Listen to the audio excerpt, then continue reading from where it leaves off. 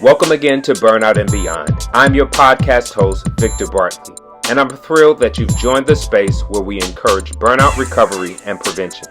Our guest today is Bibinaz Onsori, the anxiety coach. She shares her story and insights on naming anxiety and/or burnout. Let's join now as we grow beyond the burnout with Bibinaz. Hello, and welcome again to another episode of Burnout and Beyond. I am Victor Bartley, your host, and today I am thrilled to have with us as our guest, Bibinaz Onsori. Welcome, Bibinaz. Thank you so much. Thanks for having me. Oh, it's my pleasure. It's my pleasure. For those that may not be familiar with you, would you share with our audience who you are and what you do? Yeah, for sure. So I'm Bibi, and I'm an anxiety coach, and I have a program that helps professionals end anxiety permanently in their life. Oh, that's incredible. That's incredible. And as we are living in, I guess, what is moving towards the post-COVID pandemic, there are reports that have spoken about the aftermath of the pandemic from COVID that will bring across the surface the mental health pandemic of sorts. Mm-hmm. And so anxiety is I know to be one of the major elements of the challenges that people are battling as it relates to mental health. Can you tell us a little bit just how you got into this space as an anxiety coach?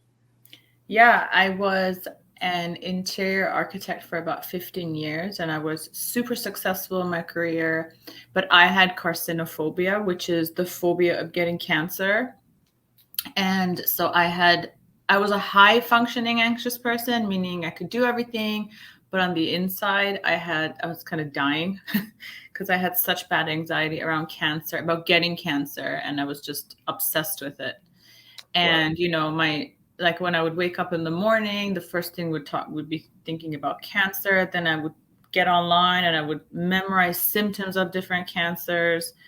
And so I was like, if I need to catch it before it comes, so I'm aware, I know the symptoms. Like when I would go to the doctor, they would literally think I'm a doctor because I knew all the terms. They're like, oh wow, you're a doctor. And I'm like, no, just obsessed. So um it was very hard, and I went to 25 therapists, and I read so many books, and I still had crippling anxiety around this, and it ruined my whole life for 10 years. And then finally I found a coach, and she really knew what to do with anxiety. So I worked with her for about 4 or 5 years and got rid of my anxiety, and I haven't had any anxiety now in 7 years. And so when that happened, I just couldn't work anymore as an interior architect. And I was like, oh my God, I just found something amazing that doesn't talk about managing it. Because she was really cool. She was always like, yeah, you don't need to manage it. Why don't we just heal the whole thing? And I was like, well, that's possible, because everyone talks about it, usually managing it, and what steps can we take to manage it. Wow. Wow. So No, that's that's when definitely a it changed paradigm for shift. me. Yeah. So I changed. I feel like I found my calling. Then I started my company, and now I help people do the same. And it just feels like the right thing to do. No, that's incredible. That's incredible. You mentioned something that really piqued my interest, as you mentioned not anxiety management, but anxiety free. For those that sometimes these words related to the psychology and mental and emotional well-being. They're terms that we're familiar with, but everybody kind of has their own definition sometimes, and the working definition can kind of shift. Can you give us just a working definition of what anxiety is? I think, the best way, anxiety can be so different for people, and it can stem from so many different things. So, I think nowadays the word anxiety is thrown around way too much. Even like, if you look at younger kids, they're just like, oh, yeah, milk makes me anxious. Like it's like people are starting to now disassociate from all the other emotions we can feel and just putting everything in the word anxiety, right? Mhm. And it's just become like a trend word even now. It's like, oh, that makes me anxious, or this makes me, and it might not even be anxiety. It could be like, I don't like milk, or Mhm. going out alone makes me uncomfortable. But it's always now replaced so much with the word anxiety. So I think anxiety can be so different for everyone. Yeah. But my best description of it is, it makes you stand in your own way of living your best life.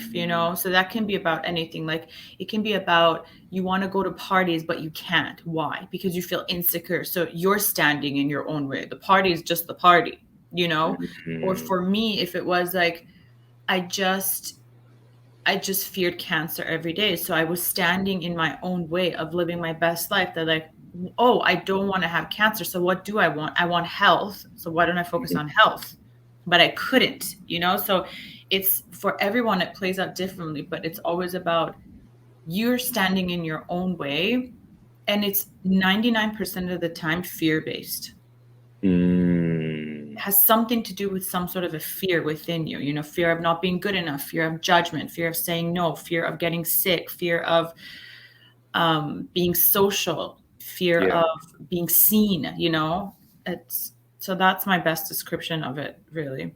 Wow, no, I love that. I love that. I love that. And you mentioned anxiety of sorts has become a buzzword, and just made me think as Hmm. well about the another buzzword I think that's also come to the surface and has been highlighted during this pandemic, and that's burnout. How are you seeing these two, the anxiety that your clients, that you experience, and how is it possibly related to burnout? I think that burnout, people keep pushing through. They don't take time out for themselves. They never take me time. It's all about getting things done. A lot of people are not living in the moment. They're either stuck in the past or obsessing over control about the future and never really present. And life is hard, and life throws challenges at us, and people never stop to take a moment now. And so they get to a place of actual burnout. Um, it can be work, it can be family, it can be all of it. The world is getting more difficult, it's becoming more expensive, people have too many responsibilities. But again, if you don't take that time out for yourself, you are going to get to burnout, because you're human, right? Mhm, mhm, And mhm. then that burnout, a lot of times, I think people start to feel physically ill. So then they, a lot of times, mistake it for anxiety. Or if they have anxiety, the anxiety heightens big time because of the burnout. Like this past week, my mom and a close friend of mine both told me that they feel sick. They're like, oh, I feel so sick. And like, I feel so ill. Oh my God. Like, I feel like, and I'm like, and I know my mom, she's experiencing a lot of stress in her life right now. And I said, Mom, you're having so much mental stress that you're not sick. You're actually just burnt out. Just take a day, relax, get your mind off, go for a walk. And she was perfectly fine the next day. But she was like, oh, I don't know, maybe it's anxiety. I think I'm having anxiety. And I'm like, Mom, you're burnt out mentally. And my friend, he's an architect, and he's doing a lot physically at work, and he is burnt out. So I was like, don't work for the weekend, just take it off, just relax. And he's like, oh, like today's like, he doesn't feel sick and he doesn't feel anxious. Like he was just burnt out. So I think Wow. they can be very confused with each other, but I also think they do feed into one another big time. Wow. So there's a distinction between them, but they can also be interconnected in a unique way and feed off of one another. Now that I love that picture with the stories that you shared of individuals that, anxiety could be a minor issue, but if burnout is something that's being experienced, it will heighten the awareness of that. Um, for those that are for those that are listening and are looking of sorts to tackle that mountain of anxiety, um, what would be the what would be the first thing that you would recommend to them? The first thing would really be acknowledging that you have anxiety and accepting it. For a lot of people, it's like they don't want to be associated with that because of the stigma or Yes. because they've gotten so good at numbing themselves, right? A lot Wow. of people have anxiety, but because they have to move forward in life, they'll numb themselves out, right? So I think the first step is the acknowledgement and the awareness that you have it and you are suffering from this and it's ruining your life in some way or another. And, to be honest, like I did all the self help books, I did so many masterminds, I saw so many therapists. Um, you have to, it's, it's almost impossible. You can manage it, sure. Like the managing tools are out there, like don't drink coffee and work out every day. And all of those things are great and they're amazing, but they're never going to heal your anxiety, And if you actually want to heal it and be done with it once and for all, and anxiety is obviously a normal emotion. I'm talking about more anxiety disorders, right? I can't Sure. I can't Sure. heal anxiety for people because it's like a bear approaches you and you're like, I don't have anxiety, I'm fine, I'm just stand. No, we can't get rid of that. Yeah. Yeah. Yeah. The Yeah. disorders, the ones that make you stand in your own way, I think it's almost impossible to heal your anxiety yourself because there's way too much in your blind spot that you don't know what you don't know. And what really worked for me is working with someone and a professional who really knows how to deal with anxiety, because I got to realize that I went to 25 therapists and I love therapists. They've Mhm. changed my life in many ways, nothing against them at all.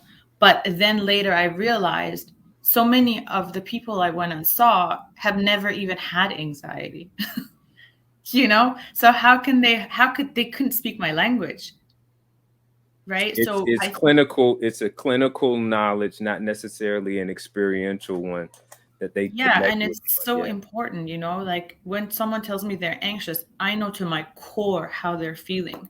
And that's huge. It's so important in the healing process. So, for me, I would really say awareness is the first thing, acknowledge it. And I think getting help, it's so important because anxiety can ruin someone's life Hmm. big time. Wow. No, that's such a powerful reality, that awareness, seeing what's already there, is something that's so hard to do sometimes. I was It is so reading hard. Yeah. I was reading a book, and it mentioned this idea that I thought was simply powerful, that sometimes we are too hurt to think. And it's just like, wow, like if there's so much fear, that is blocking our ability to process that, hey, this is what's going on, like you're saying, taking the time to stop and say, okay, something is wrong, at least something's not right about this. Like, I should not be living life in this fashion. Like, just that awareness is a starting point. But taking it a step further, um seeking help there's various stigmas, as you were saying, that it just made me think of the various stigmas that can be attached to acknowledging I have anxiety. But then once I get past that stigma, then getting over the stigma that I need help. Mm-hmm. And so sometimes we can, as individuals, we may be hesitant about getting help because it may mean that I'm weak. But sometimes every now and again, we all need support in something. We need a helping hand. We need somebody to hold a door open for us if our hands are full. We need somebody to let us pass if we're trying to get into, where traffic is happening. Just every day in life, there are moments where help, so to speak, is necessary in, small or larger ways. But getting over that hurdle of accepting help, um, can really collide with some core beliefs, for individuals who may be used to a more individualistic mindset, that, hey, I can figure this out myself. I'm supposed to figure this out myself.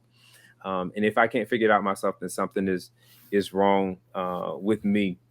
Uh, Yeah, it's so true. And I think, it's all perspective too. Like help can be seen as the perspective of growth. mm, I could never be who I am today if I didn't see all those therapists or didn't see my coach or didn't have my mentors in my business. I could not. It was just not impossible. It's just like wanting to like bake a cake or something. Hmm. Do you follow an ingredient of someone who's already done it and will tell you exactly how it's going to turn out, or you're going to go do it 30 times and still probably not get it right because your measurements are going to be off, so it's going to come out just pure liquid out of the oven. You know what I mean? So it's like, Yeah, why for that you just jump and print a recipe and follow it and get help from someone else who's done it, absolutely. but for your own life it's suddenly not okay, or you're weak, you know. I mean, Yeah, your life no, is the most important and valuable part of it all. absolutely. Absolutely. Yeah, and working through those, and even as we're saying this, I think it's so important that people aren't shamed about their ignorance regarding these topics. Um, because I think sometimes and even in speaking with people about burnout, there is sometimes helping people get past, like, there's nothing to be ashamed about. Like, you don't know what you don't know. And And you're so, human, like you're gonna burn out, so you have to take time off. Like, it's become too much, right? And people, if they take time off, they feel like a failure, they feel guilty. You mhm, know, like in my program, people have to take time off. Like, it's just they do, it's part of the program, because they I love have to learn that me time is so important. Because if you're not taking that time, you're not showing up as the best dad, you're not showing up as the best wife, as the greatest friend, as the greatest mother, and so on, because you're absolutely, not at your best, absolutely, absolutely. you No, know. no, no, absolutely. The necessity of living with rhythm. Um, I think just in general, as it relates to culture, is something that has been lost on us, something that has often been neglected. And I love that what you're doing, and empowering people, equipping people with tools to live anxiety free, is so incredible. It's so incredible. Thank you so much. Yeah. And I Absolutely. always say, um you know, sometimes I tell my clients, I'm like, okay, well, you're gonna start to have to take me time, and they're like, like just me and what? And I'm like, yeah, just you. And they're like, without my kids, and I'm like, it's just 1 hour, like. And then Yeah. they're all like, well, but and I'm like, okay, if you had a doctor's appointment booked in your calendar, would you make it or not? Hmm. And they're always like, yeah, 100%. And I'm like, wouldn't you move things around to make it to the doctor's appointment? And they're always like, yeah, I would totally. And I'm like, it's the same thing. It's even more important than your doctor's appointment, Yeah. because it's your well-being. Yeah. Yeah. So then they literally, I get them to treat their me times. They have to set it, and it has to be that. And it's like a doctor's appointment, No, I love that. you I know? love that. I love that. Associating um, the importance of, these practices, these life shifting paradigms, is such a powerful tool, Yeah. Because for health is physical. Sure. Doctor's appointments are very important, but health, everything starts with the mind.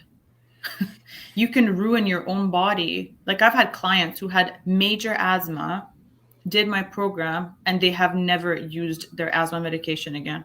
Mm, Because we're so connected, mind and body. So if absolutely. the body part is important and you're running to the doctor, be sure the mind part is as important. That's why the taking time is so important, taking time off. Absolutely. Absolutely. Absolutely. Well, no, it's been a pleasure. It's been a pleasure to dive into this topic of anxiety with you, Bibi. For Thank you for so those much. Oh yeah, absolutely. For those that want to connect with you, learn more about what you do, and maybe are experiencing the impact of an anxiety disorder, how can they connect with you? They can connect with me on LinkedIn. That's my main platform, Okay. under my name. I think even if you type anxiety, I'm the first one that pops up. And then my website, it's theinnerroommate.com. Okay. Yeah. And for, companies or HRs, I also do presentations for companies because, burnout and mental health is so big now. And Absolutely. many people within companies really are suffering, but they will never speak up about it because of That's this exactly stigma. right. So yeah, I do presentations for companies too, so the employees can know there is such help out there, and then if they want to ever do it, they can take it upon themselves. No, that's awesome. That's incredible. That's incredible. Well, you've heard it from BB, the connection that burnout and anxiety have, and that there's opportunity to help.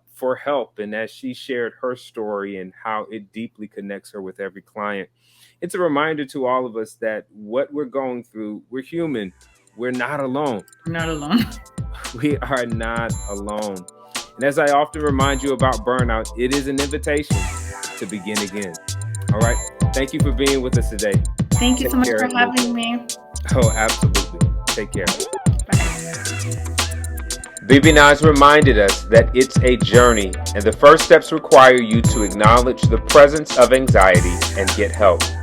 She also pointed out that we have so many blind spots that it's nearly impossible for us to cure anxiety disorder on our own. You need support. You need help.